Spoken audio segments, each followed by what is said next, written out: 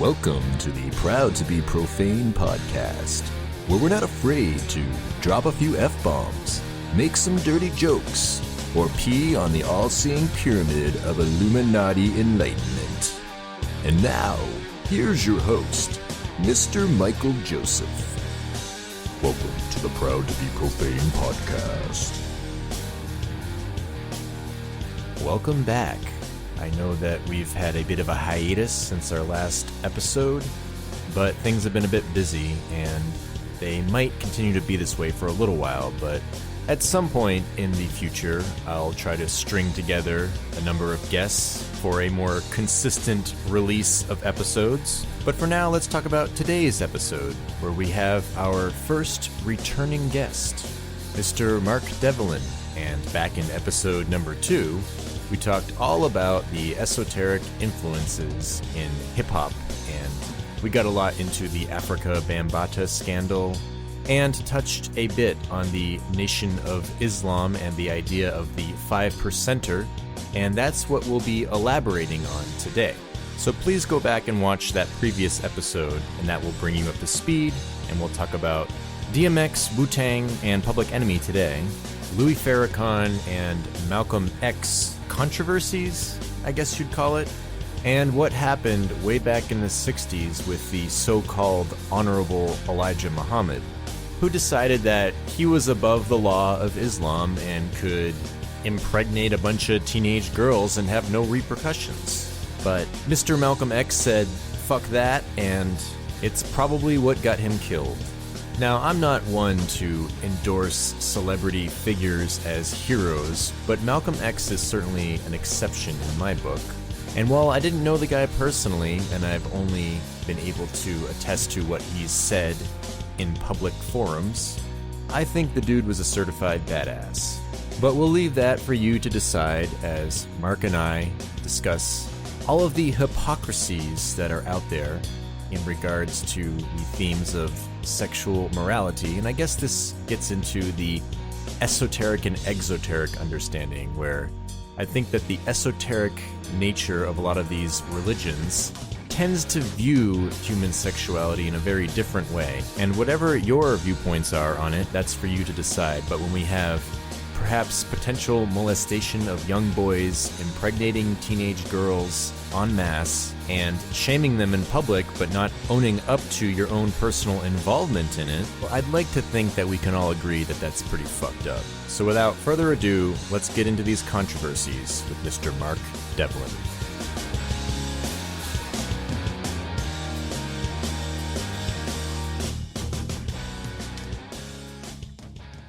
All right, so we're going to welcome back Mr. Mark Devlin, and he's our first repeat guest, so congratulations, Mark, for that.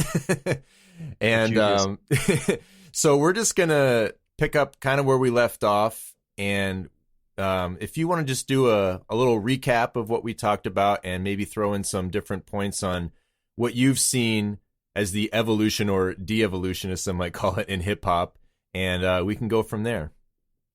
Sure. Well, thanks for having me back.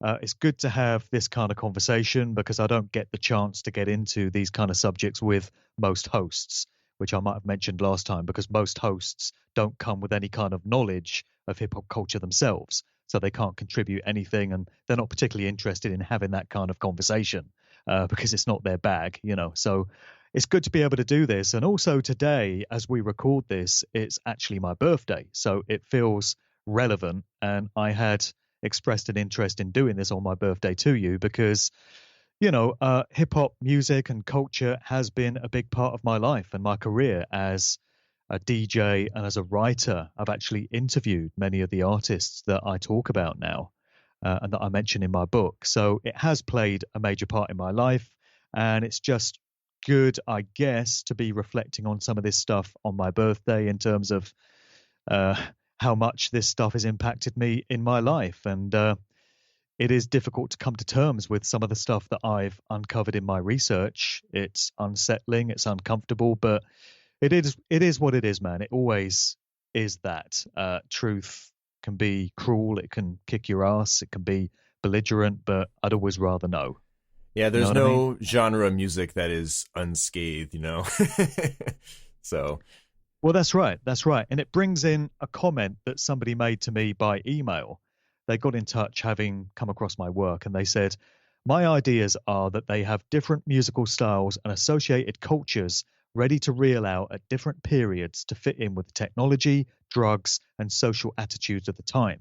Psychedelic music for the 60s, rock and punk for the 70s, house music for the 80s, drum and bass for the 90s, etc. This person said. So we know that the 60s counterculture scene and psychedelic rock and all of that was contrived and hijacked and manipulated. We know that the punk and new wave scene was as well. Got a big chapter on that. I've also shown how house music and electronic dance music has been rife for manipulation as well. So really, why would such a major genre, which has swept up so many millions of people in its wake over the decades, i.e. hip hop, be any different? And I just wanted to start with an observation based around what we covered last time, because it really made me think about this whole genre that I've been involved with and so many others have, thinking about it in a different way and how the whole culture might turn out to be just another tool for the social manipulation of an entire group in society. And I reflected that there seem to be several distinct stages in the messages that have been propagated through hip hop culture and the music going through the years, and also the lifestyles and the value systems that have been espoused and glorified from a social engineering point of view. So in the early years, you had hip hop culture coming out of the Bronx in New York in the 1970s. And that early vibe, that early ethos seemed to be all about peace, love, unity, and having fun, in the words of the slogan that came out of the Bronx River Organization, which became the Universal Zulu Nation, the organization of Africa Bambaataa, who we covered in depth last time round. The block parties held by Cool Herc and that whole thing about having fun and bringing communities together and a positive outlook on life. So that seemed to be the early kind of propagation of this culture. Then you can move into the message music of the 80s, where you had a lot of socially conscious tracks coming out. And that seemed to be drawing on the inspiration of the likes of the Last Poets and Gil Scott-Heron, people like that, these poets that had come out in the 70s, and their spirit seemed to be repackaged and remolded into hip hop. So you had tracks like The Message and White Lines coming from Grandmaster Flash and Melly Mel, the Furious Five, commenting on the social situations of the time, the Reagan era, and drugs infesting the ghettos and all this kind of stuff. Then, as the 80s gave way to the 90s, you had material being influenced strongly by the Nation of Islam and the 5% Nation teachings, again, which we touched on last time. So you had all these groups like Brand Nubian and X-Clan and Poor Righteous Teachers. Then you had groups like Gangstar and Public Enemy and Ice Cube and Nas that were kind of flirting with Nation of Islam teachings. And that seemed to be the flavor of the late 80s, early 90s. You had a whole load of these teachings, these doctrines coming through in the lyrics of hip hop records from that particular era. It was quite intellectual, quite highbrow. It was music that really made you think, whether or not you got with the message. Very, very different to what came later. Then you could make an argument for, in the very early 90s, the gangster rap thing started to come through, and that's been laid at the door of NWA and Dr. Dre, and then Snoop Dogg on his first album, pushing this whole sound, this whole different take on hip hop, the glamorization of criminal lifestyles and gang banging, and talking about pimps and hoes and drive-by shootings and drug deals and all that kind of thing. And then I guess in the mid-90s, you had groups like Mobb Deep that were talking about these criminal lifestyles and the thug life, all this sort of thing. Then from the mid-90s onwards, I suppose 96, 97, you had the onset of materialism and the glamorization of champagne lifestyles. This is where rappers started appearing in Versace suits and talking about Dolce and Gabbana and bloody Cristal and, all these high label brands. And much of the blame for this dynamic has been laid at the door, quite rightly, I would say, of Puff Daddy, P. Diddy, Sean Puffy Combs.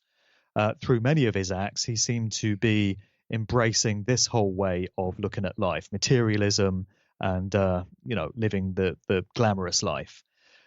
Also, as a part of that, you had violent thug lyrics, which were a staple part of that scene, as characterized by Biggie particularly, and also Tupac. And then you had the emergence of rappers like DMX, Ja Rule, Fat Joe, 50 Cent that continued that whole vibe. And really, that's been the dominant narrative, I would say, through hip hop lyrics for the best part of the last 20 years. Just talking about partying, champagne, gold rims on your truck, big fat gold chain, girls with fat asses up in the club. That pretty much has been what mainstream hip hop output has been all about for a very long time. But quite recently, in the last few years, we've seen the genre mutating again, or regressing, I would say, and it started to celebrate certain other cultural trends in tandem with what's going on elsewhere in society. So we've now got an agenda which is all about the homosexualization of hip hop. You've got rappers coming through who are openly gay.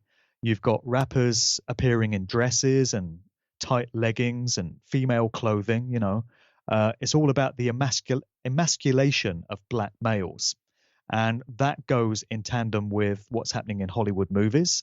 We can think of the comments that Dave Chappelle made a few years ago about how the powers that be in Hollywood seem to have an agenda involving putting alpha males, black males, in dresses and emasculizing them.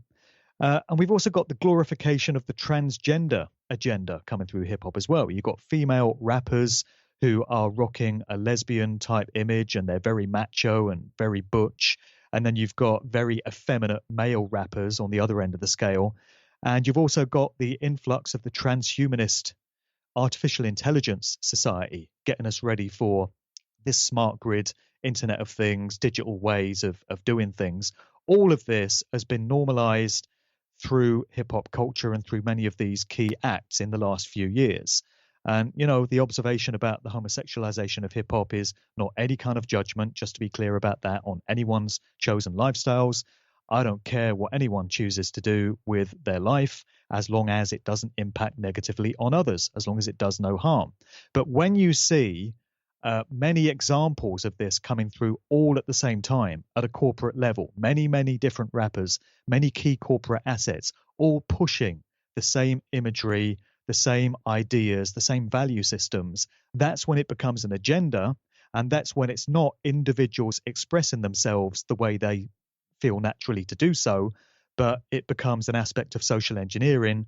And you can be sure it's coming through one of these organizations that specialize in changing culture and using these corporate assets, these celebrities, these familiar figures to achieve these changes in society. So that's what I've observed happening since the very early days of hip hop. And there's many distinct phases there in terms of, ideas that were getting espoused, lyrical themes that were being used.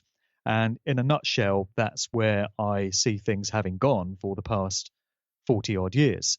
And all of this, in my mind, has to raise questions as to whether this scene has been treated as a method of cultural manipulation since day one, or if not, at what point it was co-opted and steered off in these useful directions. So if it really did grow up out of the South Bronx very innocently as a way of those communities expressing themselves and putting themselves out there the way they felt naturally to do so, at what point was it noticed by the social engineers, the culture creators, that this whole scene could be put to use in terms of achieving certain agendas? This is a question which has been in my mind since our first discussion.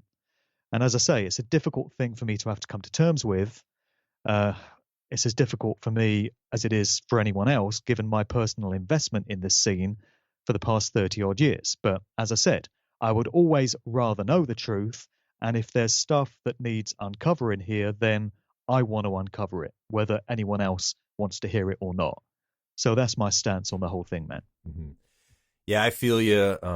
Looking back after my quote unquote awakening process, I had to view music and the type of music that I'd loved in a very different way. And I'm at the point now where I can still enjoy it and kind of separate the wheat from chaff kind of thing. But I have to admit that there's a certain taint to a lot of it where it's just not quite the same, but I'm still able to find value in it. And I think that that's a problem for a lot of people, where some people get a little bit too emotional about their being duped, and then they completely think like if you listen to any music anywhere, it's like satanic, Right. and they're sending stuff into your mind, you don't know it, and you're Right. like, so it's so strange, tightrope to walk with all this stuff. But back to what you were saying about this so-called evolution of hip-hop, it's kind of no surprise that's where it's at now, with all of this gender distortion, or they call it fluidity, and transhumanism or technology aspects mixed into it. And Right. before we get into Farrakhan and Islam, I just wanted to make a quick point that there is a very interesting alchemical correlation to all of this, where you take something that you want to transmute and you debase it or destroy it and bring it to what they call the negredo in alchemy, the blackening, and then you build it back up in whatever form that you the occultist or the magician is trying to do so. And then with all these esoteric doctrines tied to androgyny being divine and whatnot, you can kind of see it all culminating now. It's almost like they're trying to bring their great work to fruition with all of this transgender and transhumanist stuff. But if we bring it back to sort of like the spiritual roots of it, we talked about this a bit last time with some sort of Freemasonic influences or similarities to some of these 5%er and Nation of Islam teachings. And the ironic thing is they're supposed to be fighting the New World Order with the 5% that they believe they are. And then there's a certain smaller percent that's the, New World Order elites. And then there's the masses. But there's a lot of strange, shady things going on with Farrakhan, Islam, and Malcolm X. So if you'd like to just start us off and take us through some of your observations that you've noticed with the Nation of Islam and Farrakhan, and just go to town. Right. Yeah. So I'm left wondering whether, as I just mentioned, the whole hip hop scene, hip hop culture started off innocently enough, and it was considered at a certain point, a certain key point, that it was gaining so much influence and so much sway over certain communities that it could be usefully steered off. And I wonder if the glorification of transgenderism and transhumanism and stuff like that was a long-term plan, which 30 years ago, these controllers were thinking this is where we want to take it long term. Mm-hmm. Because I've done a lot of work into the electronic dance music scene just recently. And it's my view that when the acid house scene kicked off in the UK in 1987-88 and laid the foundations for what has become the massive worldwide phenomenon of electronic dance music, it was the long-term plan to use that scene to promote transhumanism and get young people ready for this smart grid society that we're moving into. I'm going out on a limb by making that statement to a certain extent. It's based on my research. It's based on a certain amount of instinct and my feelings in terms of the way I've come to understand these controllers work. There's quite a number of symbolic clues and indicators in the mix as well, but I think that's what it was used for long term. So I do wonder whether it was a long-term plan to move hip-hop in this direction eventually, or whether it's something that has been a little bit more random as the years have progressed. And they've moved through these different phases, and as they've completed one, they've thought, okay, maybe we could now use it for these means, and so they've steered it off that way. That's just me reflecting and musing out loud, basically. But yeah, the Nation of Islam stuff. So I mentioned there was this phase in the late 80s, moving into the 90s, where a whole load of acts seemed to be embracing Nation of Islam teachings, and also the 5% stuff. So we mentioned this in the last show, and I'd certainly recommend anyone listening to this goes back and listens to the first show that we did before absorbing this fully, because I got into the massive influence of the 5% Nation, which was an offshoot of the Nation of Islam, created by this guy known as Clarence the Father, who was originally a member of the Nation of Islam and decided to create this kind of cult-like division of it. And we get all kinds of staple elements of hip-hop culture coming out of the 5% Nation teachings. So they used to refer to each other as gods and sun, when you hear a rapper address somebody else as son, they're not saying son like you're my son, I'm your father. They mean the son, as in the heavenly body, because it's metaphysical, all these teachings. And where you get phrases like word is bond, you get the concept of the cipher, where hip hop rappers will gather round in a circle and bust freestyles. These are all ritualistic elements of the 5% teachings. And also when people say peace to each other as they depart a meeting, they say peace. That is coming from the teachings of the 5% Nation as well. So it's had a big influence on the way this culture has turned out. The Nation of Islam specifically, many of those teachings were espoused by the groups from this period. And Malcolm X as well is somebody that is often revered by these prominent rappers. They talk about him in interviews. He gets name checks in lyrics, as does Louis Farrakhan, who has been the leader of the Nation of Islam for many decades, since the mid-1970s, I believe. So I was looking him up. His real name was Louis Eugene Walcott. He adopted the name Farrakhan, and he was born on May 11th, 1933, so the day before me. And May 11th is also the day Bob Marley died, interestingly, in 1981. So Farrakhan is now 85. And his membership of the Nation of Islam goes all the way back to the days of Malcolm X in the early 1960s. Malcolm X and Farrakhan were contemporaries. They were young men that had been recruited into the ranks of the Nation of Islam under the leadership of Elijah Muhammad, who was the original head of that organization. So we have this story that Malcolm X had become disillusioned with Elijah Muhammad over his alleged polygamy, the keeping of several wives and helping himself to sexual favors with them. So there's stories that Elijah Muhammad was, having his sexual way with the wives and the daughters of members of the Nation of Islam, which very much went against that organization's teachings. It very much brings to mind what we heard about the cult that Dr. Malachi York was involved with as well, the New Warbian movement, which he was the head of. And one of the accusations against him was the way that he ran that whole movement as a kind of mind control cult, and also helped himself to sexual favors with members of that particular group. Dr. York is currently serving a prison sentence of, I think it's something like 135 years on charges of pedophilia and all kinds of sexual deviancy. So it's interesting that he, for a certain time, was held up as a black community leader and an admirable figure within, those circles.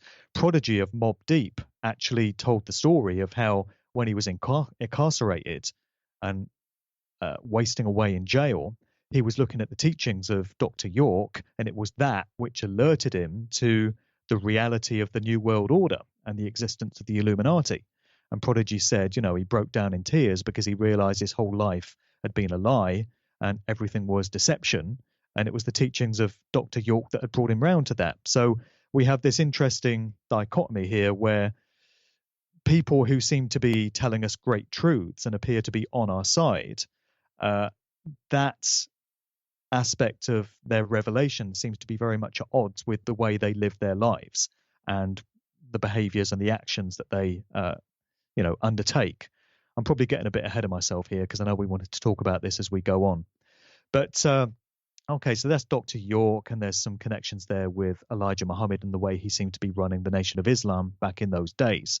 In turn, actually, just to jump off at another tandem, it also puts me in mind of the Universal Zulu Nation, which we spoke about last time. I was going to mention that. Yeah, Afrika Bambaata's outfit.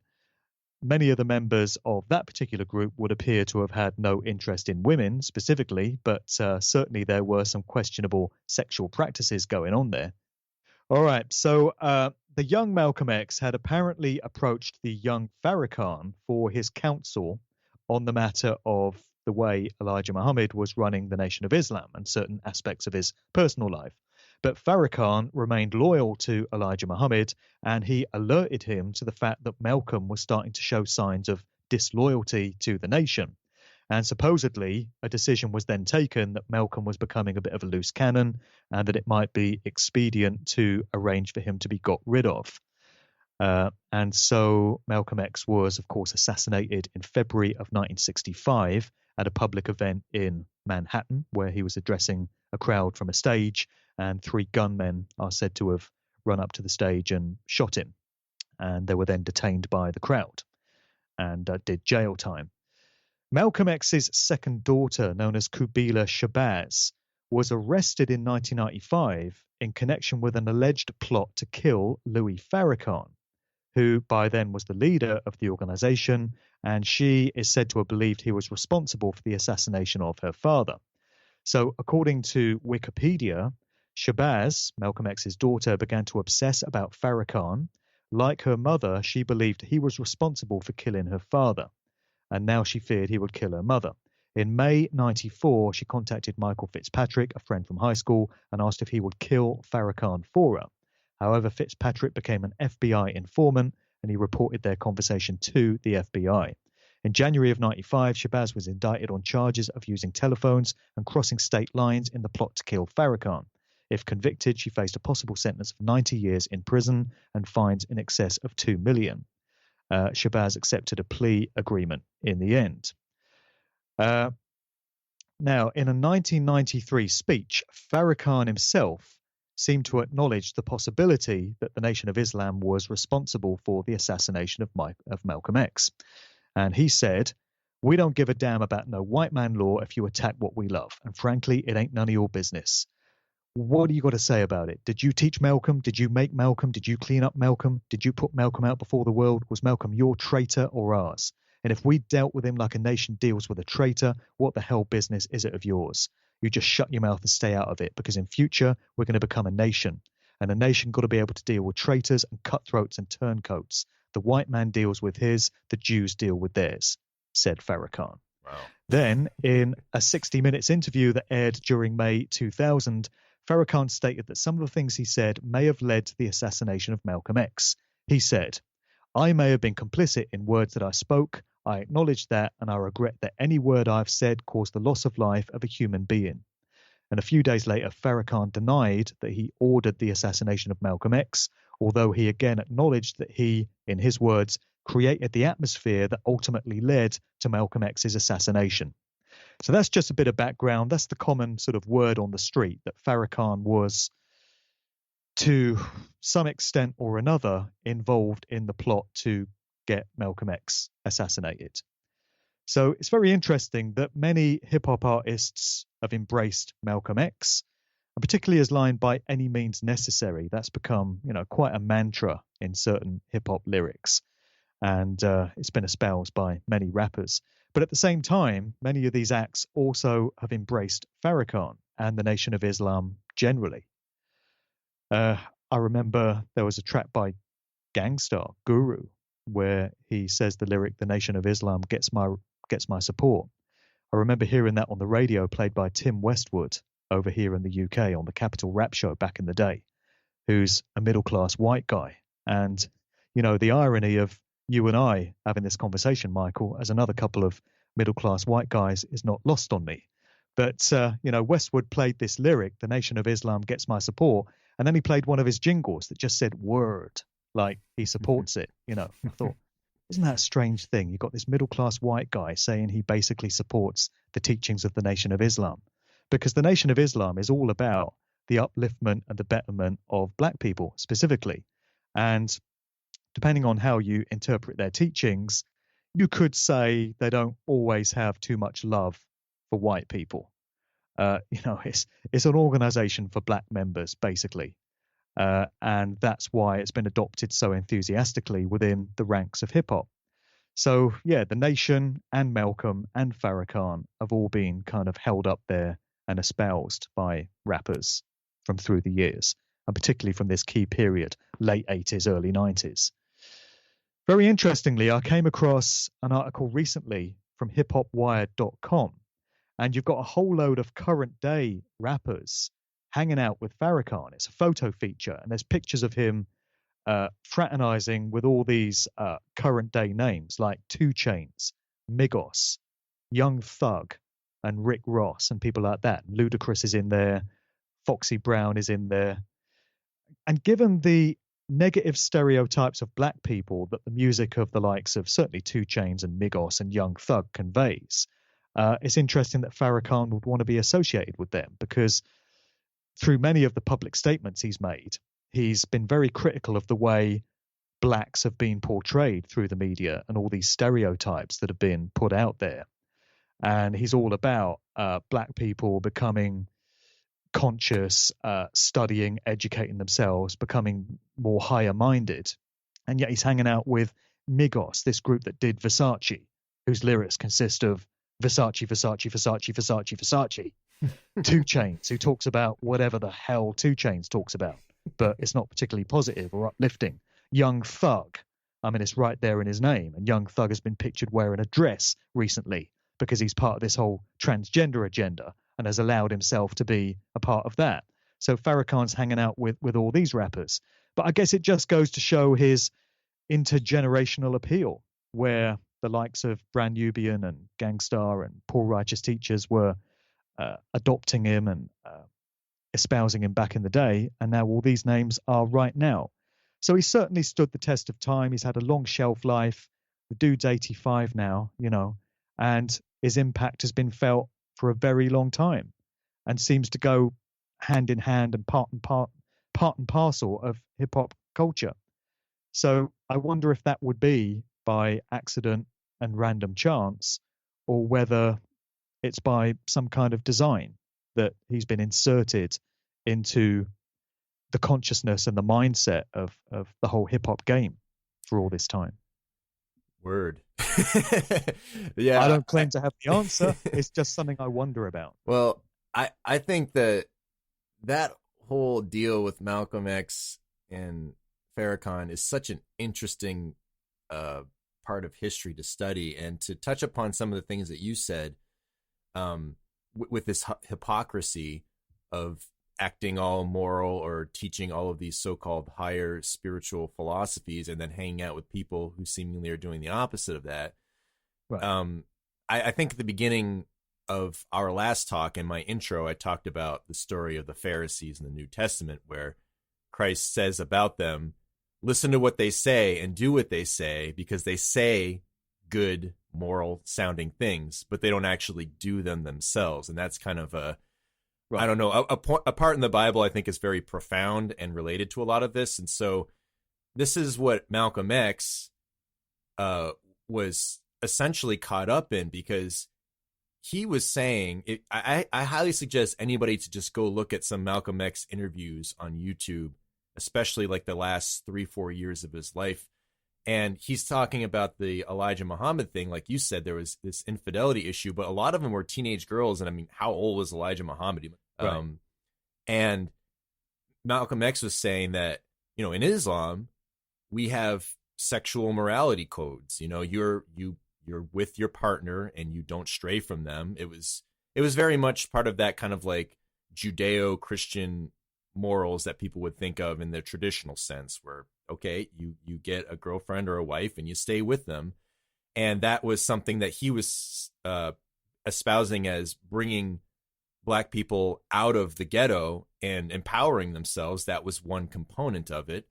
And then you have Elijah Muhammad, who's, fooling around with all these girls. And then apparently this is the punishment. The girls would get shamed for being caught up in this. And apparently I think that's what happened, where these girls got shamed, but the idea was that, they had sex with somebody outside of the community. That's sort of like, I guess, was part of the process, but it was really Elijah Muhammad. So Malcolm X was caught up in this whole thing where he's seeing all this hypocrisy, and he said that he didn't want to speak out. He didn't want to like make a big deal about it. He wanted to handle it in-house, and he wasn't going to reveal it because he thought that if it tainted Elijah Muhammad, then it would, a lot of the young Black men would be disillusioned and just go back to their ghetto lifestyle. So he was kind of like debating, is this a greater good for me to just not speak about it? But he wanted to remain in Islam, but apparently they kicked him out. That's his side of the story. And again, I recommend anybody to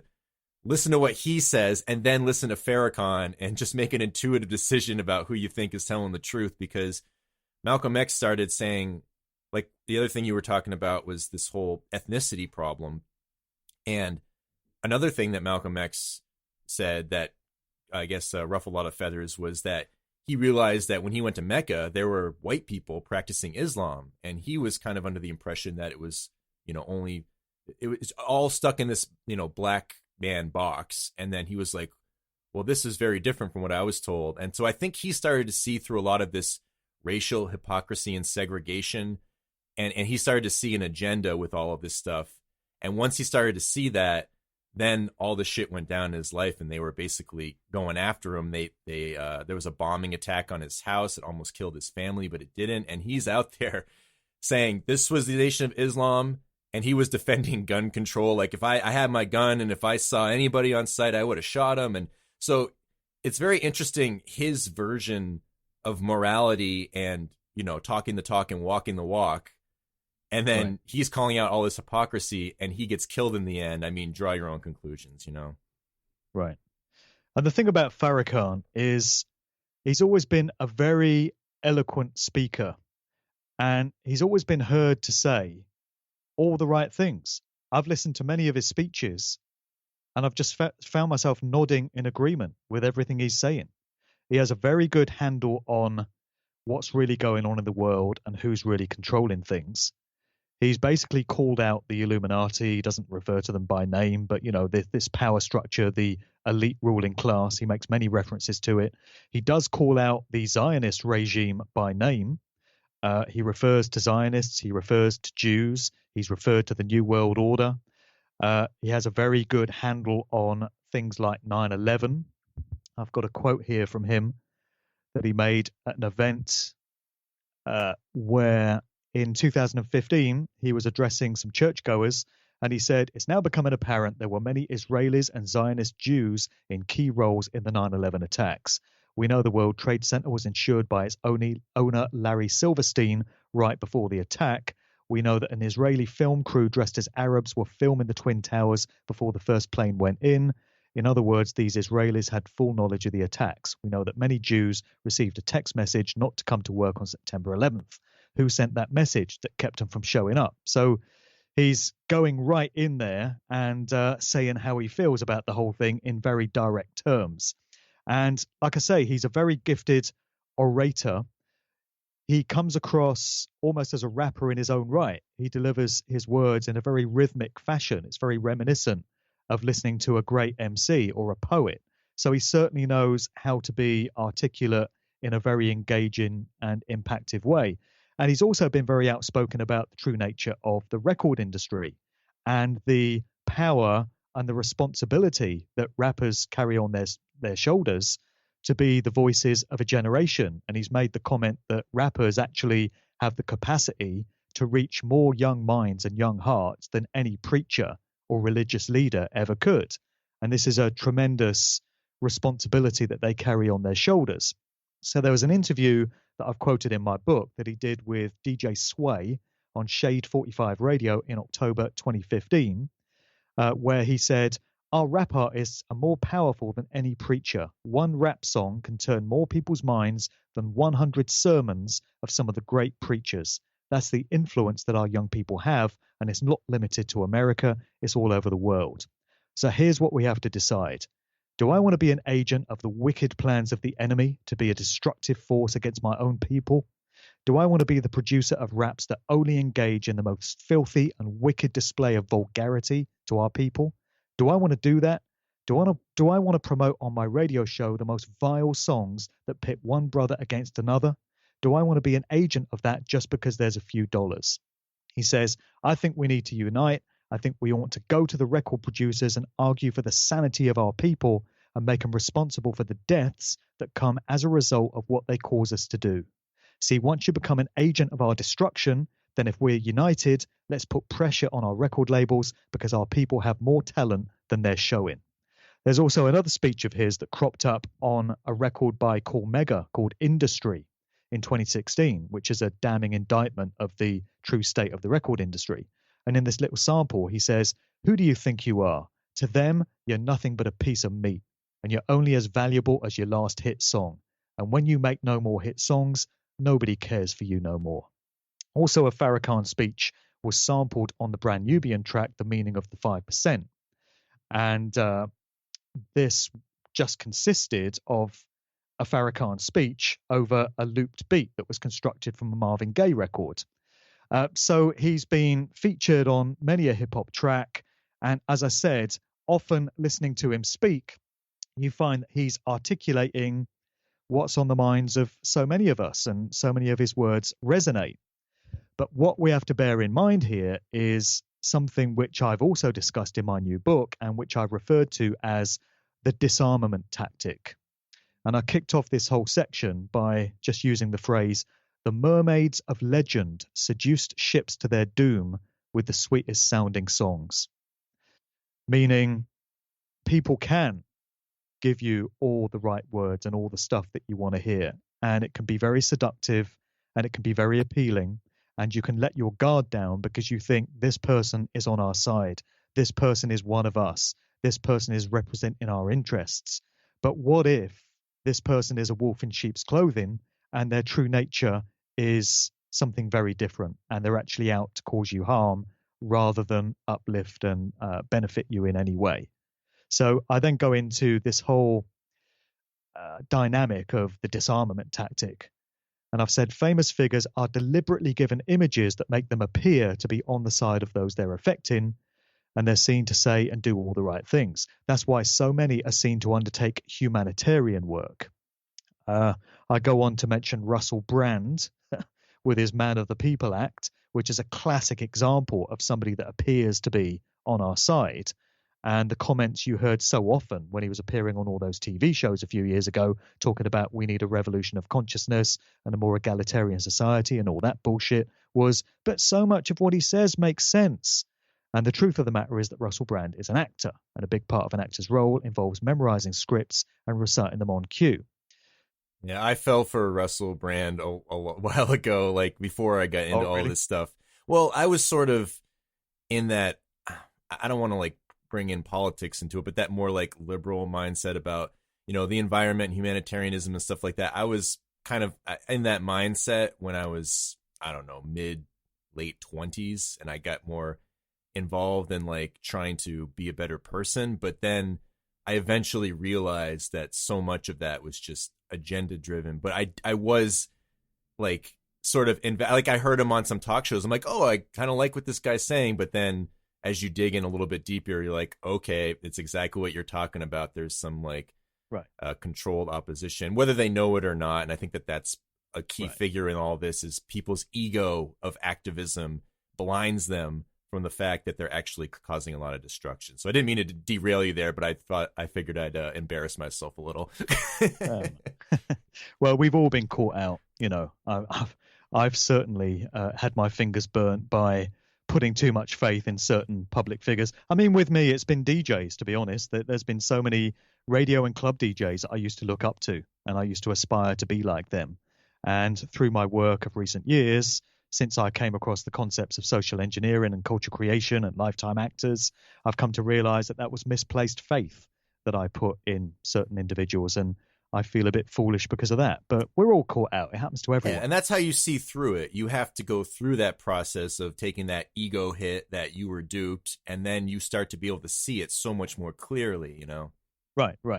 So my point about Farrakhan is that, yes, he appears to say all the right things, and, you know, things that he says don't just appeal to black communities. They're things that anyone who considers themselves a truth seeker can relate to. And I'm sure there are many people out there that have listened to his speeches or his interviews, and they found themselves nodding, going, yeah, that makes sense. Yeah, I agree with what he's saying.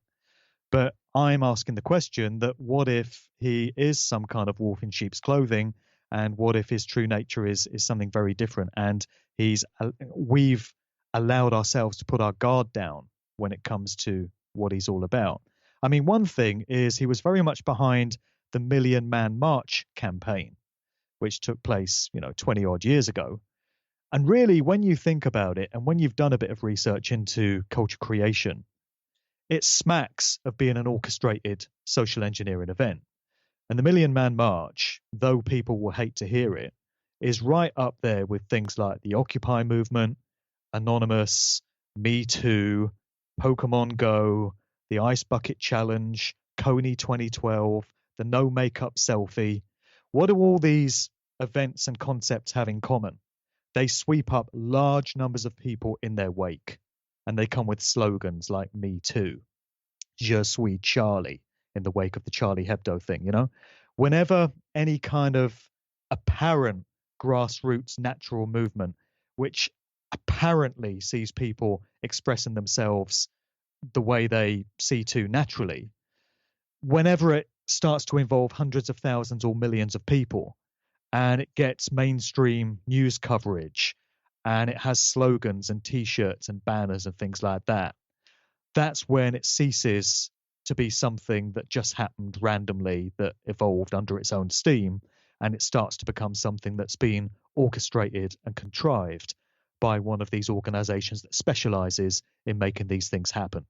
Whether it's the Tavistock Institute, whether it's the Frankfurt School, whether it's the CIA, MI5, MI6, Harvard or Yale, Oxford or Cambridge universities, Esalen Institute, SRI, MIT, any of these organizations, which have a track record of creating campaigns like this and making them appear as if they are entirely natural. The feminist movement under Gloria Steinem, Ms. magazine, and all that stuff in the 1960s. And then making them appear that they're this evolutionary righteous movement. And unfortunately, most of the destruction, as I've gone through history, has come from these sort of mindsets of equality and freedom. It's very, very strange. Well, that's right. So I've learned to be very wary of any kind of movement or trend or fad like that, and in turn to be wary of the figureheads that are used to prop them up and popularize them. So when it comes to Farrakhan, he's been in the public consciousness one way or another for a number of decades now. Do you really get to have that kind of career and have that much influence over such large numbers of people if you're a sincere individual operating to your own personal agenda? Or do you only get to have that kind of scale of influence if you're doing the work of certain other organizations? Again, it's more a question than a statement, but it's one which all higher-minded thinking people who have an interest in these subjects would do well to consider, I would say. And then factor in the amazing impact that Farrakhan and the Nation of Islam teachings and the 5% stuff have had on hip-hop lyrics and the lifestyles of so many of these rappers over the years. And you have to ask yourself whether this whole hip-hop movement is as natural and organic and as beautiful an art form as so many of us thought it was, or whether there's more to know. I don't make myself very popular, Michael, talking about these things in certain circles. I realize that. But you're being honest about it, Yeah, some of the emails that I get bear that out. But I'm just someone that follows the breadcrumbs of truth wherever they lead me. And sometimes it leads you into some dark and dangerous and not particularly comfortable places. Yeah. But you can either handle it, you're either built for that or you're not. And there are some heavy levels of denial. Of course, I understand that because I come across it all the time. But by the same token, people often reach out to me and say, I appreciate the work you're doing. I didn't want to hear it to start with, but having looked into it myself and done a bit of research, I can see that there is validity to what you're saying, and I would always rather know than not know. So that's why we do what we do, man. Yeah, and the other thing is, it's very easy to, even when you see these things going on, sometimes us ourselves can get carried away with it, and that can kind of turn people off. But the fundamental point is there are issues and questions that need to be addressed and that are always there. And it's one of those things where you see these patterns over and over again. So like what we've been talking about, the whole Malcolm X Farrakhan thing, that's just another version of like the Africa Bambaataa thing. Because I remember when I was just recently checking out some Farrakhan speeches, he was talking about the Malcolm X thing, and he was like, you know what? Brother Malcolm screwed up because, he was attacking one of our leaders, And it was basically making the leader infallible, just like KRS-One was saying about Africa Bambaataa. Right. You start seeing this strange pattern where the leaders or these figureheads are behaving in very terrible ways, and they're being defended. Yeah, KRS said something like, our leaders have got to be above scrutiny, or words to that effect. They've got to be beyond, being examined and being held to account. Yeah, and then you start thinking about the doctrines that are interwoven here. I mean, KRS-One basically said he was a 33rd degree Mason, or would be considered one. Right. And then you have all of this interesting overlap of Freemasonry and the structure of it with the Nation of Islam. And one thing I was going to mention back when you were talking about the cipher and the circle with the wrapper in the middle and the circle around them, that's very similar to Sufism, where that's a more esoteric form of Islam. And when I read all of these esoteric doctrines, they kind of lump that into their one world religion of the mystery religion. And so they'll have like a circle around, the dancers in the middle with their kind of funky robe thingies. And there's just this giant circle around these. Maybe it might be one person, maybe it might be a couple people in the middle, but they're like the focal point. And that's similar to the sun glyph in astrology, where you have the point at the center and the circle around them. And that's what so much of this esoteric theology is based off of, and sun worship. And you talked about, word sun, it's SUN kind of thing, like. And peace God, rappers greet each other by saying peace God. And it's just like this cool way of greeting somebody in the street. But there's metaphysical, ritualistic aspects to it. Exactly. When you get right down to the roots of it. And that's where you find it at all these things, like the French Revolution, the Age of Reason and Enlightenment. That sounds all nice and good. They're rebelling against tyranny. But you look into that kind of stuff, and it's just like all of these societies that revolve around these doctrines are the ones creating these revolutions, and you can always find them somewhere. Now, people can argue whether they're taking the teachings and using them wrong or in a incorrect manner, or the teachings is actually what spawns a lot of this behavior. But the point is, it's always there. And so I guess we can wrap up. Well, let's move on to Public Enemy. It's just expanding upon people who have been influenced by Farrakhan and the Nation of Islam. And Public Enemy is one of those groups. When I was in high school, I had Nation of Millions, and back when you had tapes and you didn't have MP3s and you can download individual songs, I probably listened to that album hundreds of times. Me, the white boy from Vermont, and but it was I loved it, and it was interesting because I remember when I was listening to it, I had no idea who Farrakhan was, and I remember in Bring the Noise, Chuck D's like, Farrakhan's a prophet that I think you want to listen to. And I'm like, oh, who's that guy? Just like me being a little, a young, naive kid. But now it's very interesting in retrospect that Chuck D is seen as one of these evolved hip hop figures. And he was promoting Farrakhan and I guess seemingly this 5% ideology. And then there's some other figures in Public Enemy that are pretty interesting. We got Flava Flav, who, this is one of my favorite things.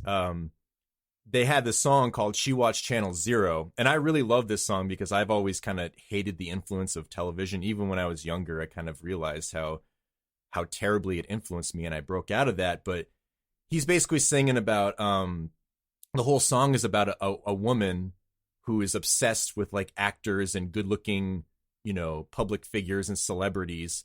And that any real man who try to like, approach her, she'll shut him down because they're not whatever, Brad Pitt or something like that. And so Flava Flav through the whole song is like talking about she's watching garbage on television, reality TV. And then many years later, he became a reality TV star who's like, has his own show with the Beverly Hills Cop lady, Bridget Nielsen. They're like getting married, and it was just this awful reality television. So he did a complete 180, whereas Professor Griff, he's actually in the alternative truther circuits and talking about things. So my question to you is, What do you know about these guys, and also especially Chuck D, because I haven't heard a lot of him in the past 5 or 10 years. Has he ever gotten into any of this New World Order stuff, or has he stayed pretty under the radar with it? What's your impression of PE and their evolution? Well, I think Chuck D has pretty much stayed under the radar. I've not really become aware of him making any statements in interviews and such about the sort of things that Griff talks about, certainly. Chuck D seems to have been much more measured in what he has addressed. And the same with Flavor Flav. They've remained the two dominant members of that group. Griff has been in and out of Public Enemy. He was originally kicked out in, I think it was 1989 or 1990. There was a lot of pressure mounting on the group for Griff to be removed because of some of the statements he was making that were branded anti-Semitic, that familiar old evergreen phrase. So he was making comments about the influence of Jewish people on the recording industry and in other areas of society. And of course, if you start making public statements about that when you're any kind of recognized figure, then you're going to pay the price for it. And so he was kicked out of Public Enemy. He was the Minister of Information up to that point. Then I think some years later he rejoined, then left again, then stepped back in. So he seems to kind of be an associate affiliate member of the group still. But in terms of being one of the official long-staying members, he's not. That's just been Chuck D and Flavor Flav. So Chuck and Flav have really played the game, I guess, and not upset the apple cart. There's this article that I pulled up from the Washington Post referring to an event in 1989 when the Nation of Islam brought Public Enemy to the banks of the Anacostia River for an event. It says the Nation guys, clean-shaven, in suits, out in force, were at the park for the concert they helped organize. And it says if there was a situation where guys got out of hand, the Nation of Islam would step in to restore order and walk up and down the streets if fights or bullets were flying. The Nation of Islam was very vital in our neighborhood. So they're being portrayed there as kind of enforcers or vigilantes, if you like, that are ostensibly keeping the peace in the community, but they've kind of appointed themselves to be the arbiters of all of that. And this was borne out very much in the video to Fight the Power from Spike Lee's Do the Right Thing movie, which is one of my all-time favorite movies. Absolutely awesome. And of course, Spike Lee directed the movie Malcolm X. We were talking about him earlier. And that's a great movie to get an insight into Malcolm X's character and what he was all about. Obviously, it's the official version of things. It's like the Wikipedia version of Malcolm X, but it's still a great movie in the same way that Oliver Stone's JFK is a great movie for some background detail on that particular event. So in the video To Fight the Power, you've got members of the Nation of Islam, and they're ostensibly doing the security for Public Enemy at this big rally where they're performing, but they're doing some very camp dancing. They're there in, tuxedos with bow ties and a particularly camp form of dancing that wouldn't be out of place at a Liberace review or something, So that's some very strange stuff. But they've always been seen as these kind of enforcers. And this whole thing puts me in mind of something we spoke about last time again, the Bronx River organization coming out of the Bronx, New York in the 70s. That organization morphed into the Universal Zulu Nation under the helm of Afrika Bambaataa. And the whole thing about that particular crew is they were a street gang, and the myth or the legend about them is that they took it upon themselves to be the enforcers and the overseers of the gang situation in New York at that time. And they would deliver retribution to gangs that overstepped the mark and did things that were harmful to the community. And we also hear that they would take young males out of the ranks and the membership of these other violent, destructive gangs and bring them into their own organization, which was seen to be more positive and, to offer them some better opportunities in life. So just some parallels there between the way the Bronx River organization operated and the Nation of Islam and its image as being these sort of street enforcers, So, going back to Professor Griff, he, as you mentioned, has been very outspoken as a researcher and a public speaker about what people would call the Illuminati, the New World Order, this power structure that we have in the world. He has also been outspoken about the Zionist regime and the stranglehold they have on the entertainment industry and other facets of society and the world of politics in very much the same way that Farrakhan has. So Professor Griff has been somebody that's not had a problem saying how he feels and just coming with that direct, real talk. And Griff has paid the price for it. So he's spoken of how there have been many attempts on his life. He's been shot at, he's been poisoned, His house has been burnt down. Just like Malcolm X. Right, right. He's a very cautious individual. I've reached out to him on quite a few occasions to try and get an interview with him. There was a time where I was due to come to New York, and I had a meeting arranged with Griff for a particular day at a particular time, and he never showed up.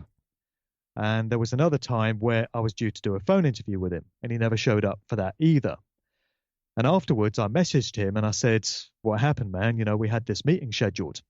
And he said on the first occasion, he said he was involved in a car accident, which was, you know, unforeseen and involved a fair bit of drama. And that's why he couldn't make that particular meeting. And then the other time, he just never explained why he didn't show up for the phone interview. So he strikes me as someone that's very cautious, a bit suspicious of people he doesn't know. And, you know, he just takes precautions in life.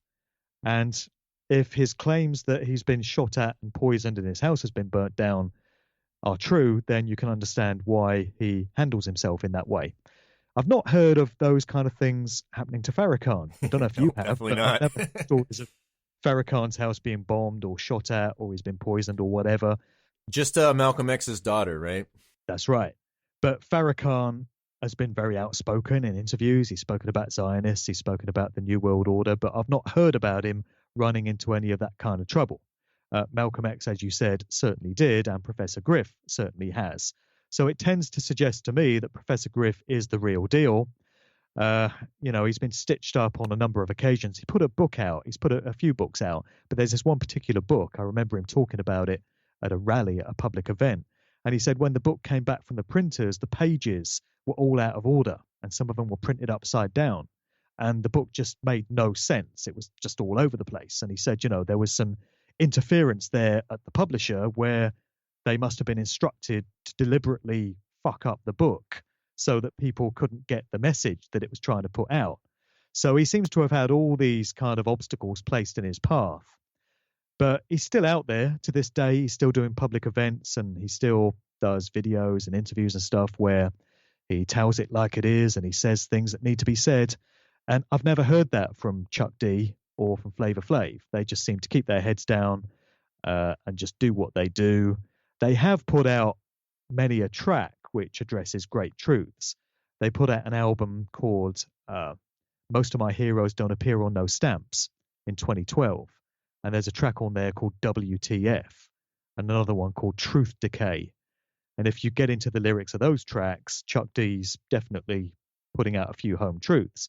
So it's not as if he shies away completely from meaningful messages, but he just doesn't seem to get himself into trouble in the same way that Griff has. So Chuck D certainly seems to be more of an industry player, and he seems to have learned how to go along to get along, if you like.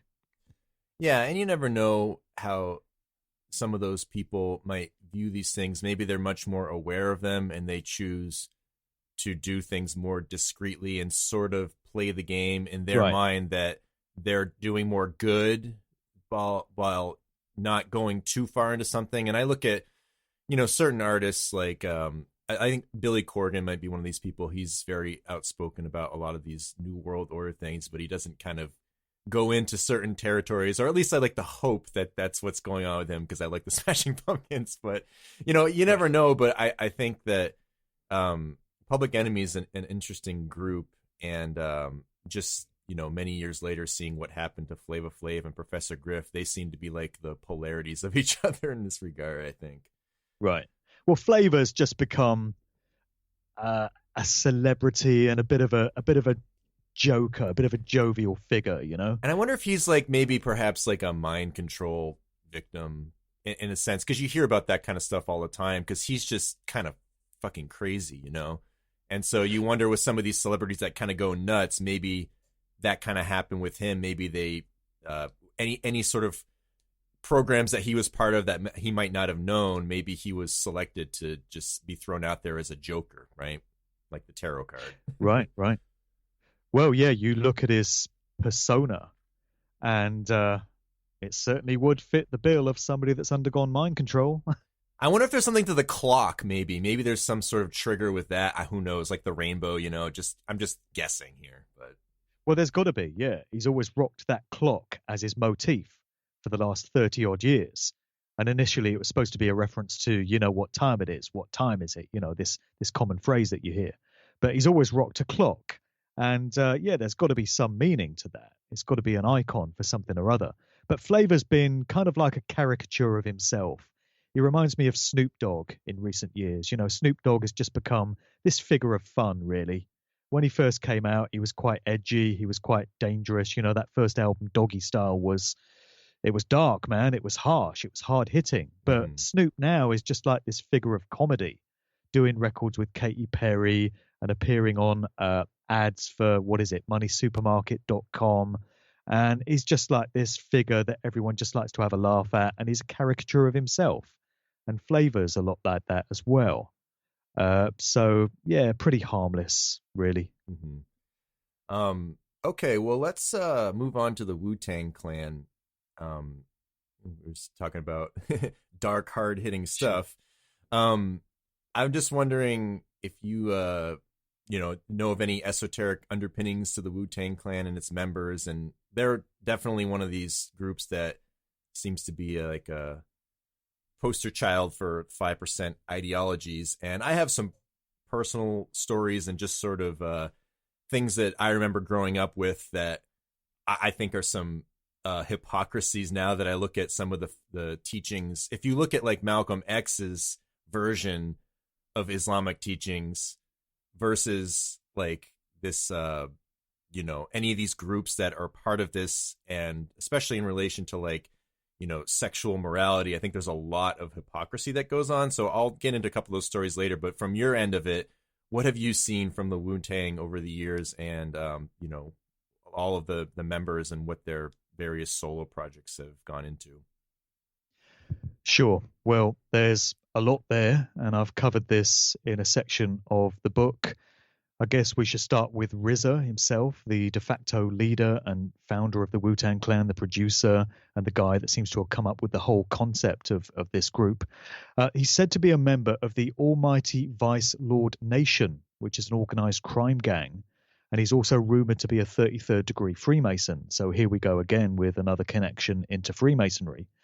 I've mentioned in the book that in 1970, two of the leaders of the Almighty Vice Lord Nation achieved a grant from those nice people at the Rockefeller Foundation. And the group's activities have involved murder, robbery, theft, assault, intimidation, extortion, and fraud. And it later incorporated Islamic teachings into its doctrines, which is certainly something we've come across before. And among the signs and the emblems said to be adopted by members to indicate their ties to the group are the wearing of a hat cocked to the left side, a glove, a top hat, a cane, and a martini glass. And when you think about some of the pimp imagery that's been rocked by many prominent rappers, Biggie springs to mind, Snoop Dogg, many of these things appear in the promotional photos of these individuals. So RZA is also a stated 5%er, Nations of Gods and Earth.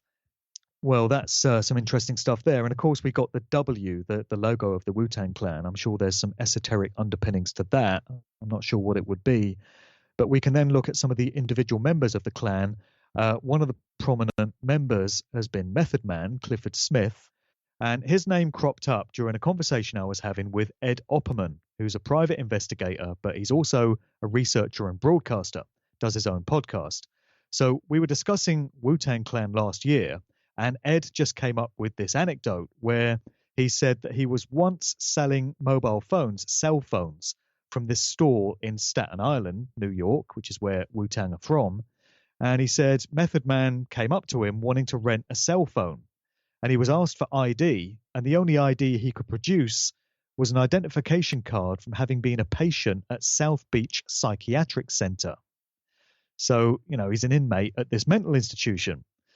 This becomes interesting when you factor in Method Man alongside the fellow Wu-Tang Clan member Russell Jones, better known by the artist name of Old Dirty Bastard, or ODB, who's a cousin of RZA. So there's lots of family connections between the members of Wu-Tang. They all come out of the same borough of New York, Staten Island. Old Dirty Bastard had this crazy, frenetic, erratic style. That was his whole persona. He was seen to be this crazy guy. But it seems that there really were elements of that because he also spent time in a mental institution. He was in and out of prison and also rehab facilities. And whenever I hear of rehab when it comes to celebrities, it certainly seems to be code in many cases for mind control programming at these various institutions. You hear of celebrities being recalled to rehab when they have some kind of public meltdown, and it just smacks of them going back to the lab to have their MK Ultra programming topped up. So Dirty often spoke in interviews of how he believed he was under surveillance from government agencies. So he had the line, "FBI, don't you be watching me," on his track Got Your Money. And I remember hearing a radio show that he did many years ago where there was a phone in and people were calling in with questions. And this one guy called in and said, "Are you still under surveillance from these agencies?" And old DB says, "Listen, if I turn up dead, the CIA did it." And this guy laughs because he thinks he's cracking a joke. And Dirty says, "No, I'm deadly serious, man. If I turn up dead, it was the CIA." Well, in 2004, he was discovered dead in a New York recording studio 2 days before his 36th birthday of what is said to have been an accidental drugs overdose. And he'd been complaining of chest pains earlier in the day. So let's go on to RZA himself, the founder member. Didn't you interview him? I did. I interviewed him in 2008 when he came to London. And of course, I didn't know anything then. I was completely naive, in a state of blissful ignorance. And I love the Wu-Tang Clan, and, their music is incredible. And he made some great beats, very distinctive sound. So I was pretty chuffed to have met him. And he gave me a Wu-Wear coat. So he had this clothing label called Wu-Wear. And he gave me a coat, which is like a puffer jacket. And it's worth a lot of money. But it was many, many sizes too big for me. I tried it on once and it just looked like I was a walking tent. So I gave it to a DJ friend of mine last month who's very much into Wu-Tang, and he's a much bigger guy than me, and it fitted him a treat. And he was absolutely made up to have got this Wu-Wear coat that was given to me by RZA. But, that's by the by. Another interesting thing about the whole Wu-Tang Clan is that, if I can just get my notes here, there's documentation from the FBI relating to some of the Wu-Tang Clan's extracurricular activity. And this was obtained under a Freedom of Information request in 2011. It's been made public on the internet. And there's one particular paper dated the 8th of April 99 with certain sections redacted, unfortunately. But the bits that we can read state, information was received from the New York Police Department about criminal activity being conducted by members of the Wu-Tang Clan organization on Staten Island, New York. The detectives have documented that the Wu-Tang Clan is heavily involved in the sale of drugs, illegal guns, weapons possession, murder, carjackings, and other types of violent crime. It goes on to address the murder of a drug dealer known as Robert Johnson, aka Pooh, on Staten Island in December 1997, claiming that this was ordered by somebody within the Wu-Tang Clan. And the document states, once individuals have proved themselves to be loyal members or associates of the Wu-Tang Clan, they're offered record contracts to record rap-type music, in their words. But infuriatingly, the section of the document which details where the Wu-Tang Clan's funding came from has been obscured, redacted. So then the police and the FBI reportedly suspected that the murder of 2 other drug dealers was ordered personally by RZA with the complicity of Wu-Tang Clan rapper Corey Woods, better known as Raekwon. RZA had been acquitted of an attempted murder charge in Ohio some years before, and a further Staten Island drug lord was later convicted of those New York murders. So RZA and Raekwon got off. So we've got some connections here, it would seem, to serious organized crime, right up to murder. So as well as all the metaphysical, esoteric stuff, there's some extracurricular activities from the Wu-Tang Clan there, which very much bear out some of the scenarios you hear about in their lyrics. Well, it's kind of ironic that they're calling out the CIA, but they're acting just like them, if that's true, Well, exactly. So in their lyrics, they address, crime type scenarios. But I would say a trademark thing of the Wu-Tang Clan has been their metaphysical lyrics. And that's something that's linked all the rappers they've had in their ranks, from Method Man to Inspector Deck to Capadonna to Ghostface to Jizza to all these different associate members of the Wu-Tang Clan. They all speak in these very heavy, mind-blowing, metaphysical terms. And it gives the impression that what we've got here is a bunch of very intellectual, highbrow, consciously awakened rappers that are into all manner of spiritual teachings. But this seems to be very much at odds with the way they handle their daily lives and the behaviors and the actions that they undertake, which connects in with a comment you made earlier. It's all about whether people walk the talk, whether their daily behaviors and actions back up the sort of things that they talk about in their lyrics and maybe comments they make in interviews, or whether it seems to be directly at odds with it. So we go back again to this disarmament tactic idea, where we're served up popular figures who tell us all the things that we want to hear and appear to be making all the right noises. But the acid test is always whether their behaviors bear this out and whether they seem to be adhering to, you know, these doctrines and these principles that they put out there in their music and in their comments.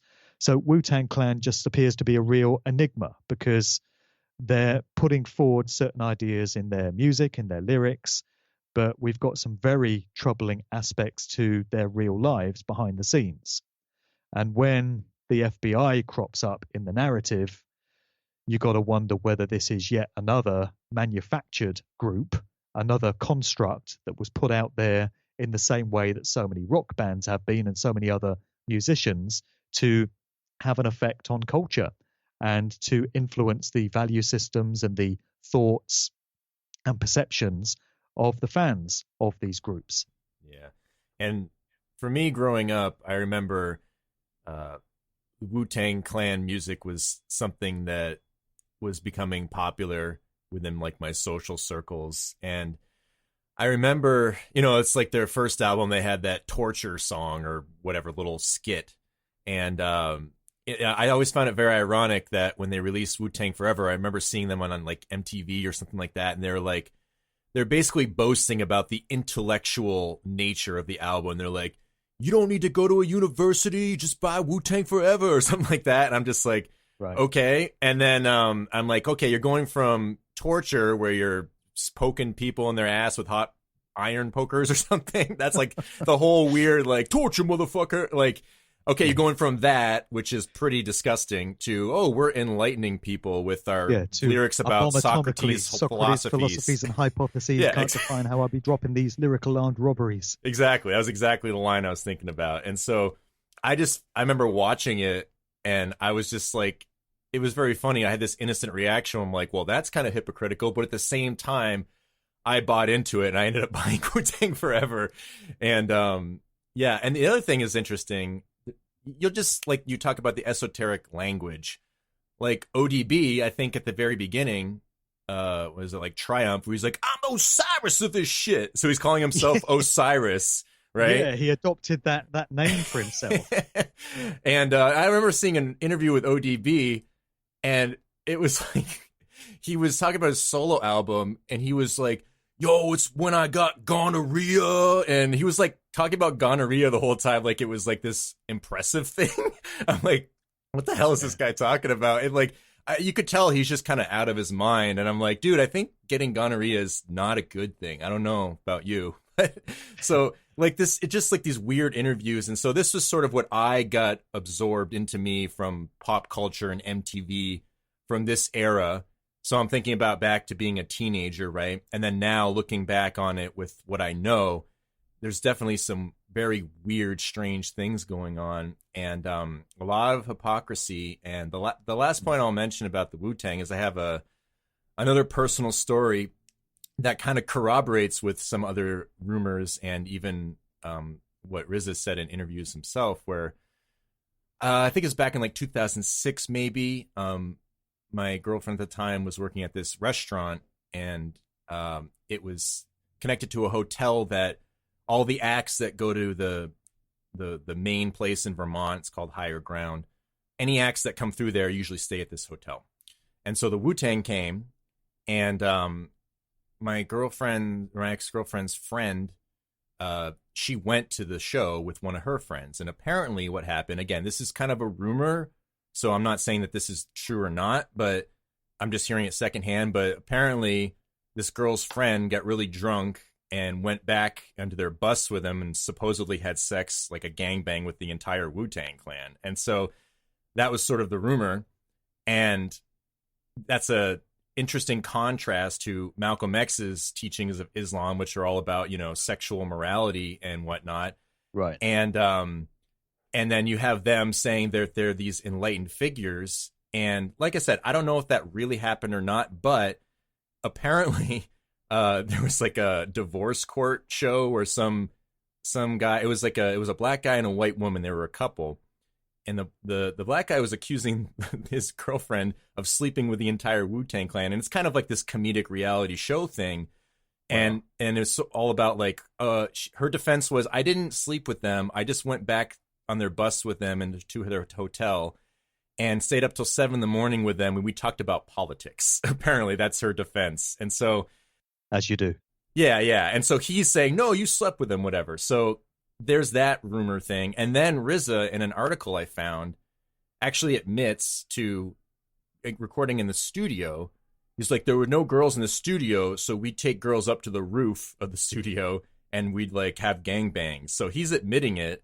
And he was also very proud of a little 2-year sexual debauchery stint that he had where he's like, I think he said like, I'd fuck anything. And he was kind of being very proud of it. And I'm thinking, okay, so we got two different schools of these Islamic teachings here, because the Malcolm X version would say you should be publicly shamed for that.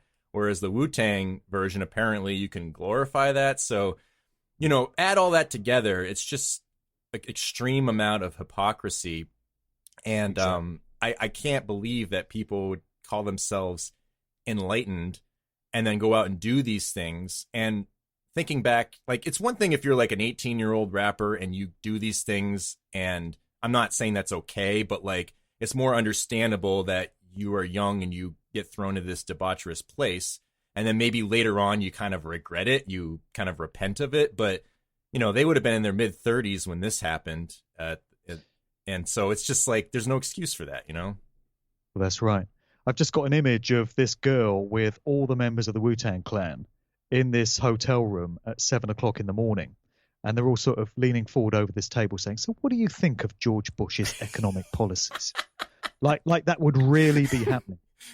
You could tell that when she said it, she was like full of shit too. She was kind of like laughing about it, It was ridiculous. Yeah, right. It's hypocrisy. It's people not walking the talk and not, doing what they preach on track.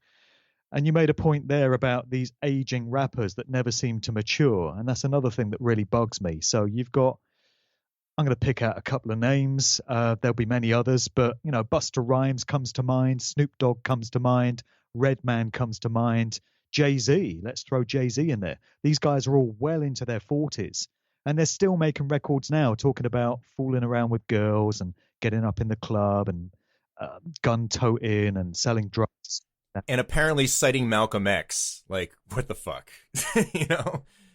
Like, you're completely blaspheming his actual teachings. And it's just, this is the kind of shit that really makes me angry. And Malcolm X, man, when I go back and I listen to his stuff, despite some of his extreme statements, I think that guy was a fucking badass. I love him. And one of my favorite quotes that you'll see, I'm assuming he said this, it's like one of those ones that'll pop up in image memes, but he said that be careful what you read in the newspapers, because they'll have you loving the oppressors and hating the oppressed. And I think that is like one of the most profound statements that I can think of that's a great describe all this new world order shit.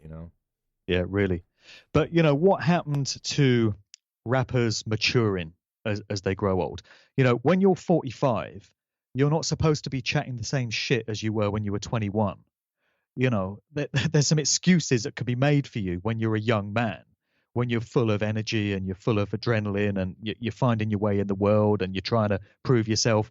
By the time you're 45 or 48, you're supposed to have got that shit out of your system, and you're supposed to be a bit more reflective, certainly more mature minded. And you get all these rappers of that age still chatting the same shit as they were, when they were younger.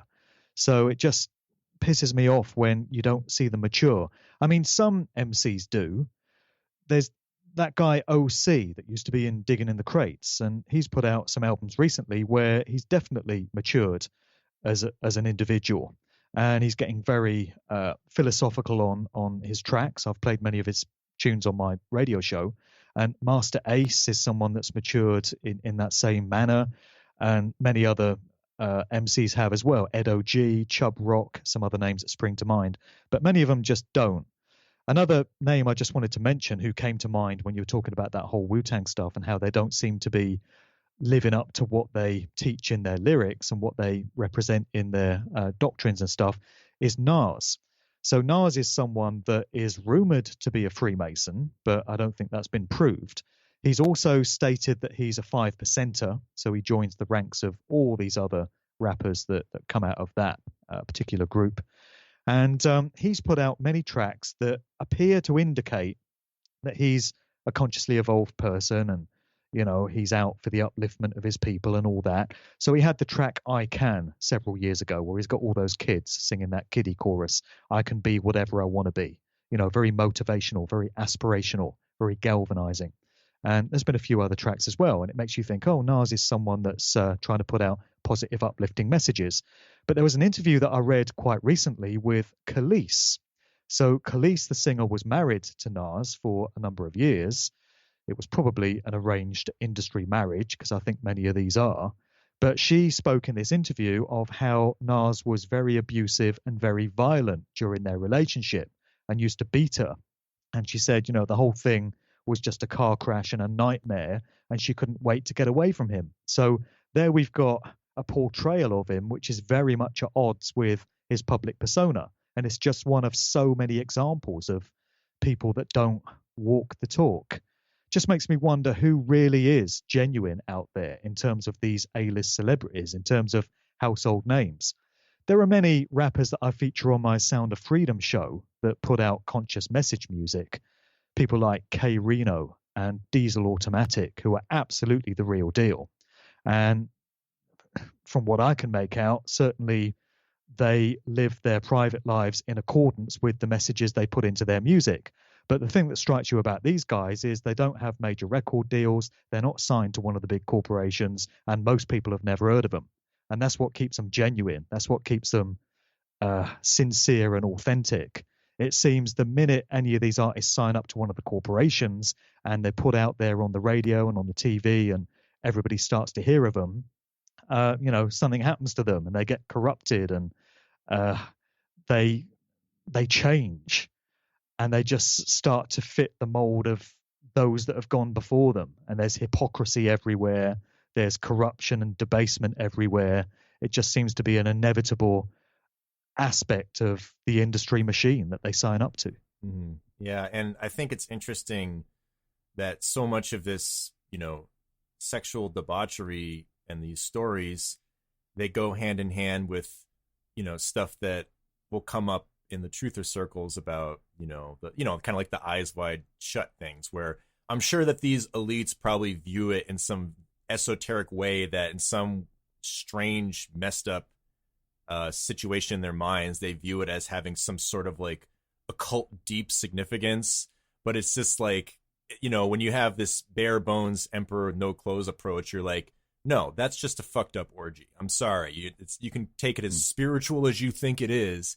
And that's kind of like, to me, a lot of like the Crowley sex magic and stuff like that. It's like people try to legitimize it as being some sort of higher minded thing. And it's just like, no, that's just like if you just look at it, you're just like, this is just fucked up. I'm sorry. Like, that's my opinion on it. But it's just, you see it over and over and over again. And then that goes hand in hand with all of this technology and androgyny kind of stuff. And I just finished up looking up something for one of my current series that I'm doing on YouTube with some of the astrological things. But I've been looking into the evolution and technology associated with like virtual reality and sex, and it's amazing to me, like the kind of stuff that they're throwing out there is this great thing where people might be able to go into virtual reality and experience sex as the opposite gender, or experience sex as this, like, whatever they can put in their minds to experience, and they can do it in virtual reality, and it's seen as like this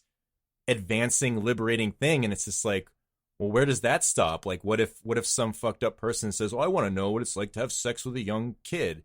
And it's just like, you're opening the doors for all of those things, and everyone's celebrating it like this amazing thing. And it's just interesting to see, because, that's what you hear. Sex is power, right? And it's pretty interesting in relationship to all of this stuff, how all of these groups are not practicing what their supposed teachings are supposed to be, especially rooting back to that more, the moral teachings of Islam, like we're talking about with Malcolm X. And I'm not telling people, what's right or wrong within sexuality. I'm just saying that when you have this extreme dichotomy and hypocrisy, that's the elephant in the room, right?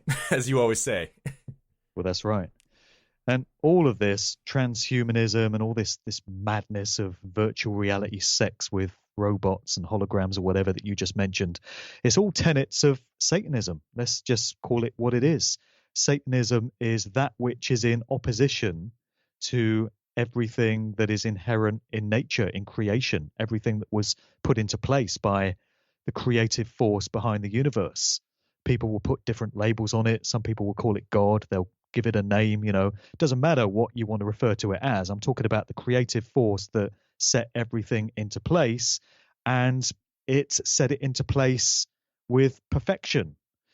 And we have a world, we have everything that exists within it, and it's all natural, and it's all in accordance with the master plan of the creator, and it doesn't need fixing. It works fine as it is. And what these controllers are trying to do is to twist and distort and invert everything. So they're trying to create literally a new reality. That's what artificial intelligence and virtual reality and transhumanism is. It's taking what is already in place and works just fine, and with which humans have a natural connection, and trying to create something new, an artificial version of it. That is the very mindset of Satanism, going against creation and instead adhering to service to self and seeing yourself as your own God and as an equal to the God of creation. So what we see being glorified and uplifted through these different aspects of entertainment are tenets of Satanism. And people need to bear that in mind. Satanism is not what so many people think it is. It's had this connotation created of it, whereby people think it's all about the devil, and it's they think about it in very religious terms, but it's not. It's an ideology, it's a mindset, and a lot of people are buying into it. A lot of people are drinking the Kool-Aid. A lot of people are being coerced and manipulated into embracing these various different things. If it's thinking transhumanism is just great, if it's this reverence for technology and thinking the Internet of Things, the smart grid society is going to be really good for us and really convenient, they're being led Pied Piper-like into satanic ideology. And most people don't even realize it. And unfortunately, all these popular icons and these celebrities are being used to lead people down that path and make it all appear very attractive and sexy and alluring. And, my message for a long time, and the message of many other researchers, has been be aware of what's going on and just wake up to what you're being asked to embrace, because it's not what you think it is. It's a very dark and dangerous road, and it doesn't bode well for the future of humanity. Yeah, and that's for what sure. It is, man. And, when you start reading a lot of the esoteric doctrines on alchemy, it kind of brings it to this core tactic or method where you poison everything, you bring it to this level of debauchery and darkness, and you create the chaos or the confusion. And then out of that, they try to establish this order. And it's just, everybody kind of knows that paradigm in the truther world, but it's just interwoven into so many things. When you look at the output of pretty much every major musician or group, And this is multi-genre, so not just within hip hop, but you can look at rock music and pop music generally, and probably soul and funk as well. Not so much soul, because many of the tracks from that genre are kind of positive in nature anyway. But okay, stick to rock music.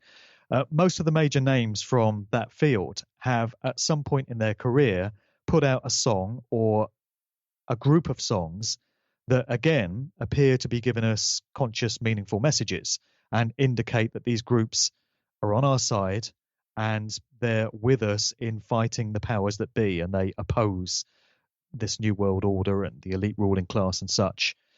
There's the track from Pink Floyd on Dark Side of the Moon, Us and Them, which appears to encapsulate the whole thing. They're giving us the idea that they're with us. They're not one of them. We're all friends together. And really, every major group has done this. Somebody emailed me in the week and said, what do you think about the group Genesis? And I've never really looked into Genesis in a major way. But they said, oh, there's a few disturbing elements that I've uncovered. They had a record out called Nursery Crime.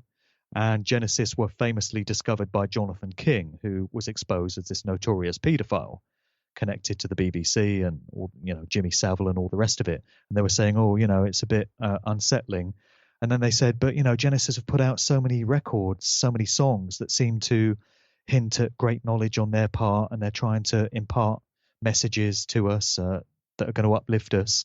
And I thought, yeah, it's just another example of this tactic where they give the impression that these people are our friends, and they've done it with pretty much every major group out there. Somewhere in the canon of their work, there's some song that fits that kind of bill.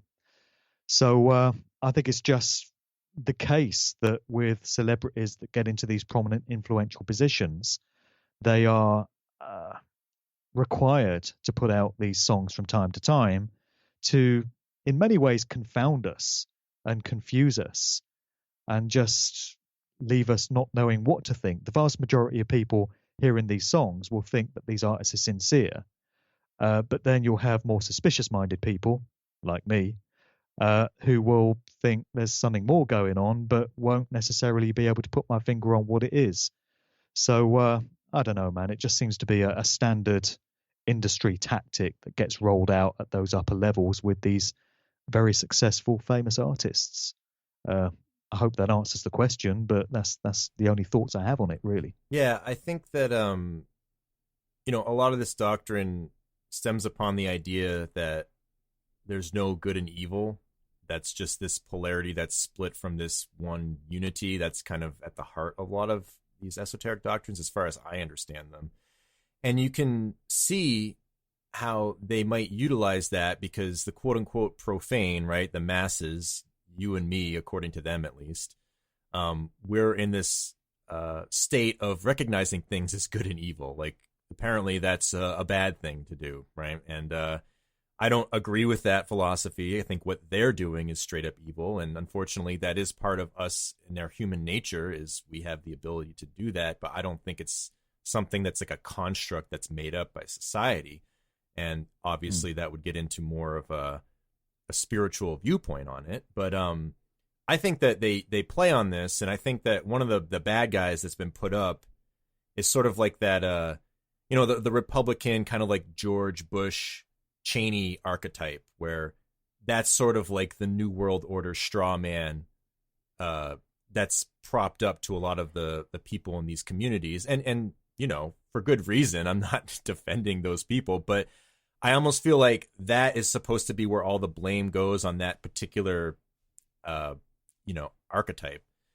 And that allows for places like the UN to be like the good cop and claim that they're fighting all of those things that the opposite side is, kind of promoting, but they're all working together behind the scenes. So I think it's this sort of stage theater magic act. And I think that a lot of the people that have been caught up in this in the hip hop community that probably have a lot of good intentions and thought that they were doing something right. I think maybe the Africa Bambaataa, we talked about this, that thing was a wake up call to a lot of the people, because I think we talked about this too, with like Lord Jamar was explaining, what his spiritual ideas were, and then how Yeah. The whole Bambaataa scandal, it seemed like he was just really caught off guard and surprised by that and didn't know what to make of it. And I think that is sort of a house of cards falling down, where like maybe some of these artists themselves are realizing that they've been part of something that was, perhaps fabricated or engineered from the beginning. And Right. I don't know. I think it's a good example. Yeah, I don't think all artists are fully knowledgeable of what it is they've gotten into when they get signed up by the industry. I'm sure many of them are led to believe they've got there purely through their own talent and skill, and that's all it comes down to. And they don't realize that they're being used for certain agendas, and they're to a very large extent a stooge of the corporation until quite some years into their career, maybe. And I suppose they'll probably have differing attitudes to it. There'll be some who will probably fully embrace their part in the agenda. Somebody like Jay-Z springs to mind, who's always struck me as someone that's very willing in terms of what he's doing. He seems to be absolutely down with the program and seems to have no qualms about it at all. But I'm sure there are others who get more troubled and disturbed by what they realize they've become a part of. DMX would be one. I know we were planning to talk about him. Yeah, let's wrap it up on him if you'd like. So DMX is somebody that has been in and out of jail and has had all kinds of brushes and skirmishes with the law over the past several years. And it just becomes like a soap opera. It's just a joke, really, looking at his rap sheet. You can go to his page on Wikipedia and it just lists all these things that he's been busted for, from driving violations to being caught with weed in his car to being caught with guns and all kinds of stuff. He's got 12 kids, apparently, and he's said to be something like $1.25 million behind in child support payments. So on the one hand, he strikes you as a highly irresponsible individual who just doesn't know how to live life and handle himself. But then you have to factor in that DMX has been very outspoken in various interviews about who really runs the rap industry and the entertainment industry generally. And he's spoken out about, the elite ruling class and the way they've got a stranglehold on all these different aspects of society. He put out the record Industry a few years ago. Got a few lyrics from it here. It's a very scathing indictment of the rap industry. And he says, the industry, if you ain't got a strong mind, the industry will break you down. It's a matter of time. The industry, wanted dead or alive, new artists to sell their souls the way they survive. The industry don't give a fuck about you, but the industry couldn't make a dime without you. The industry, I'm sick of this industry shit. The industry playing you like an industry bitch. So a lot of people have pointed to that as something that would not have stood him in good favor with his paymasters, with his overlords. Then we hear that in July 2017, DMX was charged with 14 federal counts of tax fraud. Federal prosecutors charged him with failing to file income tax returns from 2010 to 2015, a period when he earned at least $2.3 million. Now, this all very much puts me in mind of the situation with Lauryn Hill that we had a few years ago. Former member of the Fugees, came out as a solo rapper in her own right, put out this amazing album 20 years ago, The Miseducation of Lauryn Hill, which is still considered a real classic in hip-hop circles. Great message music, some really good conscious material on it, but very little has been heard about her since. She became quite outspoken about what goes on in the industry and made lots of controversial comments in interviews. And she put out a track called I Get Out a few years ago as well. This acoustic performance of the track is available on YouTube. It's become quite famous. The lyrics include, no more compromises. I see past your disguises, blinding through mind control, stealing my eternal soul, appealing through material to keep me as your slave. But I get out of all your boxes.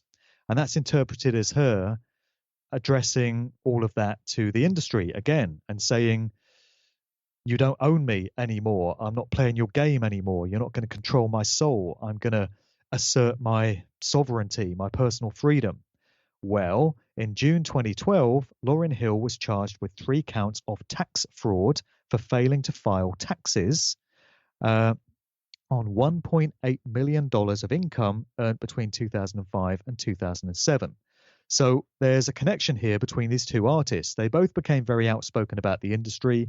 They both realized what it was they were a part of and started making statements about it and warning people about how artists are the slaves of the industry. And they both get hit with these huge tax fraud bills and get into a whole load of trouble as a result. Another thing that happened is both their careers flopped. So you don't hear any output from either of these artists anymore. And it seems to me that that was the industry's way, or those that control the industry's way, of giving them a little rap on the knuckles and saying, you don't get to do this. You don't get to stand up and criticize the industry in the way that you have. And if you do, here's a little reminder of what we can do to you. I guess you could tie that in with situations such as that with Prince, Michael Jackson, and George Michael, when all three of those artists got very vocal and very critical about the nature of the deal they had with their respective record companies, the Sony Corporation and Warner Brothers. And they started legal battles with these companies to try and rid themselves of their restrictive contracts. And we know how things ended up for each of those, don't we? So Lauryn Hill and DMX seems to be a slightly less extreme version of the industry dealing with those that dare to speak out and try and assert some kind of independence. That's my thoughts on it.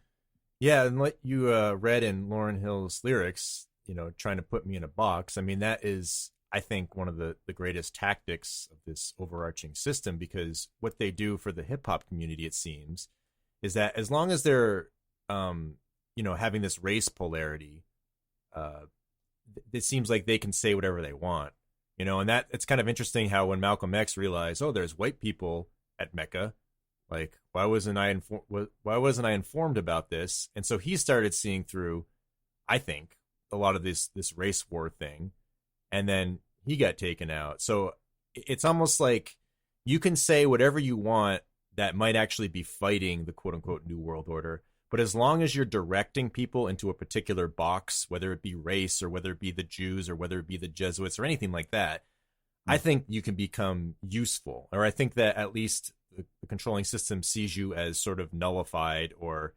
compartmentalized, Well, Lauryn Hill picked up this reputation for being apparently racist. I'd have to go back and look over the detail to see how much these comments have been attributed to her. Like I say, I would have to really pore over the whole thing and work out how much validity there is to comments she's alleged to have made versus those that have been attributed to her. But I know that she picked up a reputation for being pro-black and anti-white. I was listening to an early track by Eminem from his first album the other day, Just Like Me, and he's got a lyric in it saying, "I'm dumb enough to ask for a date with Lauryn Hill," says this white rapper. I love that lyric. But yeah, that's a great way of demonizing someone, isn't it? Just slapping the label of racist on them. And sometimes people say dumb shit, in the moment. I think that that's a big problem because there's so much race thrown at us. And this is another point that I always like to make, is that all of these people who are saying that race is this huge issue and intolerance and racial prejudice, this is like the biggest cancer in the world. Well, they can't stop fucking categorizing race or talking about it. They're the ones who can't shut the fuck up about it. It's always on their minds. So to me, they're the ones that are racist because they can't stop putting things into that category. And this is what makes me upset, is that people who you respect will all of a sudden go off on this racial tangent. I mean, I've even seen some of these kind of 5% teachings come into the truther world. There's a guy named Dave Murphy. He's kind of like a bigger figure in, the truther community. And he's getting into a lot of the Black Hebrew Israelite movement, and it's similar to the 5%er stuff. And I just think whenever you start exalting races and nation as being like, oh, this was God's original creation, all this stuff, it's just a lot of arrogance and ego, especially if that's what you identify with. It's almost like when I read some doctrines about like Nicholas Copernicus, he's talking about how astronomers, it's like the most grand intellectual pursuit to be an astronomer. And guess what? He was an astronomer. So it's almost like just a way to exalt yourself. And I think that is how the quote unquote devil works. I think I talked about this in our last discussion, where it take something that is good and a good concept, but it intermingles your ego with it, and you become a crusader, and in essence, you become a hypocrite. And I think that is the way it works, regardless of whatever race, sex, or creed that you are. That's always the thing that will get you when you're saying good things and derail you. And I think that is what the controllers love to do to us. So that's what I see happening. And I think if you could sum up everything we've spoken about over these two shows and, tie it all together and give people a parting thought to reflect upon, it's basically that the controllers of the rap industry, the music industry, the entertainment industry at large, and you could take it further and say every other aspect of daily human life, they are occultists. We shouldn't lose sight of that. They are individuals who are well versed and well practiced in the manipulation of energy and in ancient mystery school teachings, in ritualistic ceremonial magic, all this stuff. During the course of these two conversations, we've mentioned Freemasons, we've mentioned the Nation of Islam and 5%. We mentioned the Sufi tradition of Islam and some teachings they've got. I think we might have touched on the Church of Satan and the OTO and some of these other groups in our first chat. And what they all have in common is that it's all to do with occult philosophies and spiritual doctrines. And that's what these people are all about. So many people think that the industry is corrupt and debased because it's all to do with money. They think it's greedy, fat cat executives that just want to manipulate people to make more money out of them. And it goes so much further than that. So to truly understand what's being done to us and why there's so much mind control, why these social engineering programs are put into place, why these music scenes are used to further it, you have to understand that we're dealing with an occult priest class here. I think that's the key to so much. Absolutely. And that's what ties together every aspect of what we've spoken about, basically. Exactly. And I think that they reveal what's dangerous to them through what they demonize in the media. And, again, I'm not one of these people who is an apologist for Orthodox religion, but there are aspects of that are dangerous to their agendas. If you have a religion that teaches, that you shouldn't be screwing with creation and creating, genetically modified anything, messing with human beings and animals, and then, a certain amount of sexual morality to it. I think that those are the things that help stabilize society and family. And we get the opposite of that out there now, where everything is evolution, right? It's all seen as forward thinking and progress, but it's really just destroying so many things that I think create real true foundations and bonds. And, I'm not some sort of like extreme prude or some sort of, fanatic about it, but you see enough of the patterns in your lifetime to realize that there are certain things that just work and create better connections with people on a more personal level in your everyday life. And unfortunately, with the internet and all this technology, it's just trying to push into this virtual world of exactly what you were talking about. Do what thou wilt, be what you want to be. You in your virtual reality, you can be or do whatever you want, and that's how it's being sold. And I think that that's really the ultimate trap, and people seem to be falling for it even with all of these examples that we're pointing out, as the basis of combating that. Well, you just said it right there. But I think people are arming themselves with knowledge, which is empowering and liberating through shows like this. There's quite a few of us now doing this type of show and putting this type of information out. And I know we're not reaching the masses. We're not reaching that critical quantum amount of society that's needed to really make a difference. But we're taking small steps and doing our bit in revealing what we find and uncovering new stuff all the time and helping people to understand how they've been mind controlled and deceived. And a lot of people are grateful for that. A lot of people resist it, but I get emails all the time saying, thank you so much for what you've done. You've enabled me to see the world in a different way. And I've seen how I've been manipulated. I'm never going to fall for these tricks again. And I'm going to tell everyone I know about the information that I now understand. So We're doing a good job, man. There's a few of us out there, and we're doing good work. I think that you do a on. great job, and that's why I've always respected you, even from the first time I heard you talking way back when on the John Wells show. That's how I came across your work, and I was just kind of like, all right, this guy gets it. Like just these basic core things that I think that are key to building a better life. And this system tries to take us away from that and blind us with all of these fancy, awesome sounding things that are really just enslavement. And so I appreciate everything that you do, and thank you for coming on to talk about these things. And I always enjoy talking about these music subjects too, and I don't really do it a whole lot, so it's been fun for me as well. Yeah, for sure, man. It's been a worthwhile discussion. I'm sure there aren't many conversations of this nature on the internet, but there's one more now. Well, now that we're finished up on all this, would you like to let everyone know where they can find your stuff, or you have a new book out that's been out for a little while? Just give us some links and maybe some upcoming projects that you have coming. All right. Well, there's 2 volumes of my book, Musical Truth on the Streets. Volume 1 came out in 2016, and Volume 2 came out earlier this year. It brings together everything I've come to understand about the true nature of the corporate music industry and the various different agendas for which it's used. Much of the stuff that we've spoken about today is in Volume 2, where I go into the hip-hop genre and the electronic dance music scene in a big way.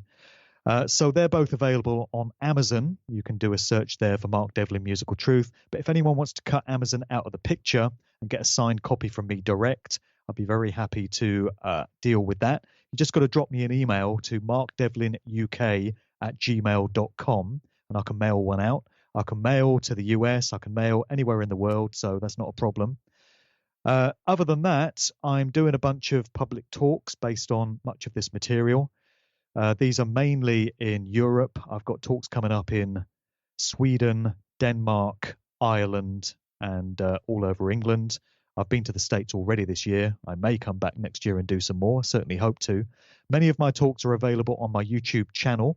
So you go to youtube.com/MarkDevlinTV and you can see some of my talks there.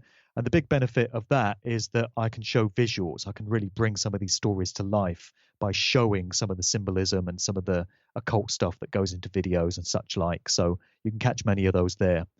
And got a bunch of radio interviews as well. You can access all of those via my main site, which is markdevlin.co.uk. Awesome. Thanks a lot, Mark. And I'll put all of those in the description. And thanks for coming on today. All right. Thank you, brother.